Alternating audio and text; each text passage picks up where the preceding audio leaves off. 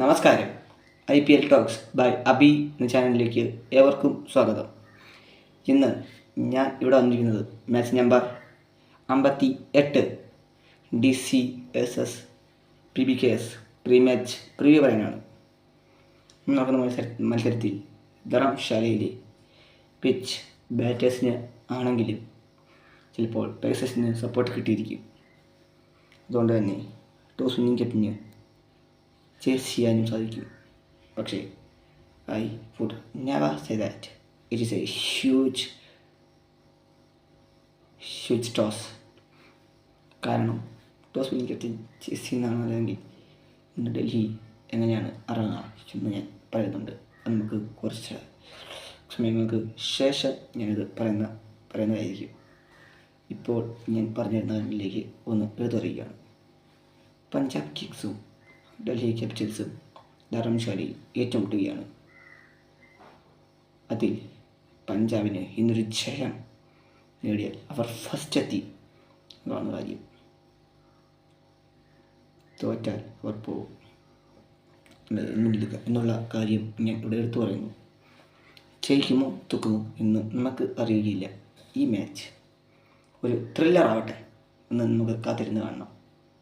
പക്ഷേ ഞാൻ ഇനി അധികം നിൽക്കുന്നില്ല. ഡ്രീം 11 പ്രഡിക്ഷനിലേക്ക് എത്തുകയാണ് ഞാൻ.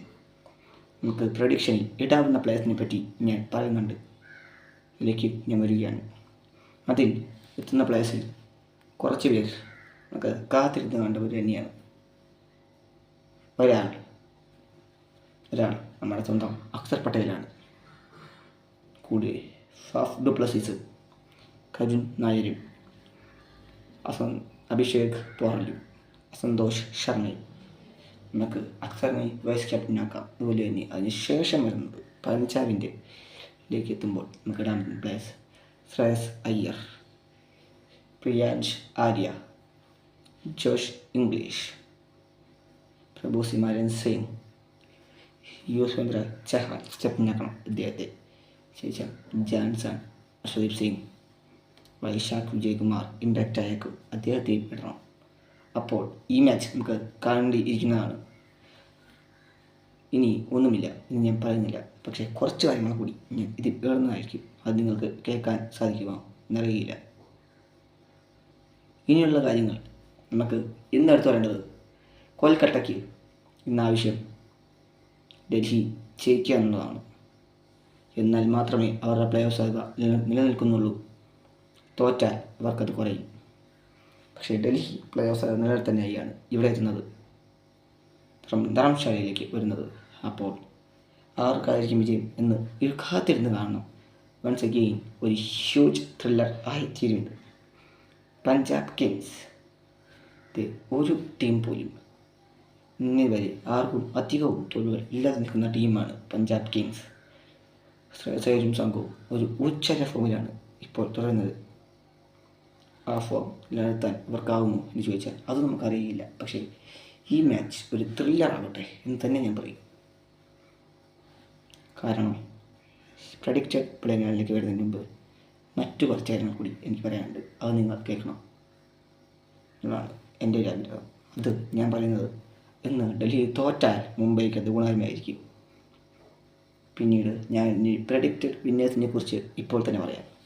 ഡൽഹിക്ക് സാധ്യതകളില്ല. പഞ്ചാബിന് നമുക്ക് 100% കൊടുക്കാം. ആ സ്ഥലത്തിൽ സ്ഥാനത്ത് നോക്കുമ്പോൾ നമുക്ക് ഇപ്പുറത്തേക്ക് തിരിഞ്ഞു നോക്കേണ്ടതുണ്ട്. ഈ മാച്ചപ്സ് എടുത്തു വരണം. രാഹുൽ ഫോം തുടരുകയാണ്, കൺസിസ്റ്റൻ്റായി കളിക്കുന്നുണ്ട്. അതുകൊണ്ട് അദ്ദേഹവും തുടരുന്ന ഫോമിലേക്ക് നമുക്ക് എടുത്തു വരണം. സോ ഈ മാച്ച് ഒരു ഹ്യൂജ് ത്രില്ലർ ആവട്ടെ. ത്രില്ലർ മാച്ചിൽ എടുത്തു വരേണ്ട കുറച്ച് പ്ലേയേഴ്സ് കൂടിയുണ്ട്. മറ്റാരുമല്ല, ശ്രേയസ് അയ്യർ, പ്രഭു സിമാരൻ സിംഗ്, പ്രിയാൻഷ് ആര്യ, ജോഷ് ഇംഗ്ലീഷ്. ഇവരാണ് ആ പ്ലേയേഴ്സ്. ആ സ്ഥാനത്ത് ഒരു തീപ്പൊരി മത്സരം തന്നെയായിരിക്കുന്നത്. ഈ മാച്ചിൻ്റെ 58ാം മത്സരമാകുമ്പോൾ ഞാൻ ഇനി പ്ലേ ഓഫിലേക്കുള്ള ടീംസിൽ 3 ടീമുകളെ കുറിച്ച് ഞാനിപ്പോൾ തന്നെ എടുത്തു പറയാം. മുംബൈയുടെ കാര്യം സംശയമായതുകൊണ്ടാണ് അത് പറയാത്തത്. പക്ഷേ ഞാനിപ്പോൾ എടുത്തു പറയുന്ന ടീംസിനെ പറ്റി നിങ്ങൾക്ക് ചിലപ്പോൾ അഭിപ്രായമുണ്ടായിരിക്കും. RCB, RCBയും GTയും പഞ്ചാബും ഉറപ്പായും ടോപ്പ് 4 ഉണ്ടാവും. അതുപോലെ തന്നെ മുംബൈ ഉണ്ടാകുമെന്ന് ചോദിച്ചാൽ അവരും ഉണ്ടാകും ചിലപ്പോൾ അടുത്ത 2 മത്സരങ്ങൾ ജയിച്ചാൽ. പക്ഷേ നാളത്തെ മത്സരത്തിലേക്ക് ഇങ്ങനെ എടുത്തു പറയുന്നുണ്ട്. നമുക്ക് നാളെ കാണേണ്ടതായ ഒരു ഉജ്ജ്വല മത്സരമാണ്. പക്ഷേ RCBക്ക് ഉജ്ജ്വല തിരിച്ചടിയാണ് ഇപ്പോൾ കിട്ടിയിരിക്കുന്നത്. രാജത്ത് പടിക്കലും പട്ടിദാറും ഇഞ്ചുർഡ് ആയിരിക്കുന്നു. ആരാണ് ഇനി RCB ലീഡ് ചെയ്യുക എന്നറിയില്ല. മാച്ച് സി നാളത്തെ മത്സരം RCB ജയിക്കുമോ? LSG ഫോം ഔട്ടായി നിൽക്കുന്നു. ആ സ്ഥാനത്ത് KKR ഇപ്പോഴും 6ാം സ്ഥാനത്തൊന്നുള്ളതാണ് മറ്റൊരു കാര്യം. ഹൈദരാബാദിനെയും RCBയും തോൽപ്പിച്ചാൽ അവർക്ക് പ്ലേസിൽ കയറാം. ദേ സ്റ്റിൽ ഹാവ് മാത്തമാറ്റിക്കലി ചാൻസസ് എന്ന് തന്നെ പറയണം.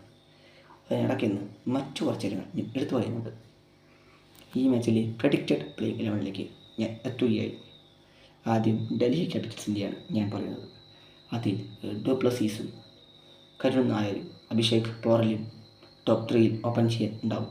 ടോപ്പ് 3 ബാറ്റേഴ്സാണ്. അതിനുശേഷം നമുക്ക് അറിയാവുന്ന പോലെ അക്ഷർ പട്ടേലും ട്രസ്റ്റൻ ഷബ്സും KL രാഹുലും സന്തോഷ് ശർമ്മ ഇമ്പാക്റ്റ് ആയിരിക്കാം. ശേഷം വിബിരാജ് നിഗവും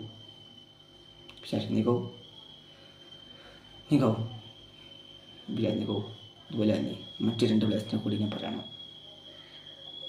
മിച്ചൽ സ്റ്റാർക്കും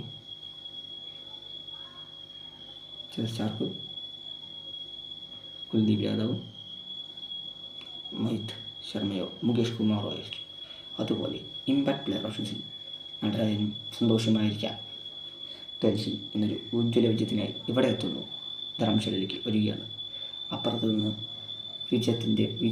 വിജയത്തിലോട്ടം തുടരുവാനായി പഞ്ചാബ് അവിടെ നൽകുകയാണ്. പക്ഷേ അവർക്ക് അത്ര നല്ലൊരു ഹോം കമ്മിങ് അല്ല ഉണ്ടായിരിക്കുന്നത്. അവർക്കുള്ള വിജയങ്ങൾ 6ആണ്. അതുപോലെ തന്നെ തോൽവികൾ 8. പക്ഷേ ഇന്ന് അവർ 7 ജയം നേടിയേക്കാം എന്ന് തന്നെയാണ് ഞാൻ പറയുന്നത്. നമുക്ക് അധികം നിൽക്കണ്ട. ഞാൻ പ്രഡിക്റ്റഡ് പ്ലേയിങ് 11ലേക്ക് വരികയാണ്. പഞ്ചാബിൻ്റെ അവരുടെ പ്രഡിക്റ്റഡ് പ്ലേയിങ് 11ൽ കുറച്ച് പേരെ കുറിച്ച് മാത്രമാണ് എനിക്ക് പറയാനുള്ളത്. അതിൽ തന്നെ ടോപ്പ് 3യിൽ വരുന്ന batters: 1 Priyansh Arya, Prabhsimran Singh, Josh Inglis, Shreyas Iyer at number 4, Nehal മംഗല number 5, and at 6 Marcus Stoinis. 7 Shashank Singh. 8 to be Harpreet Brar. 9 Yuzvendra Chahal. 10 Arshdeep Singh. 11 Marco Jansen. And impact player options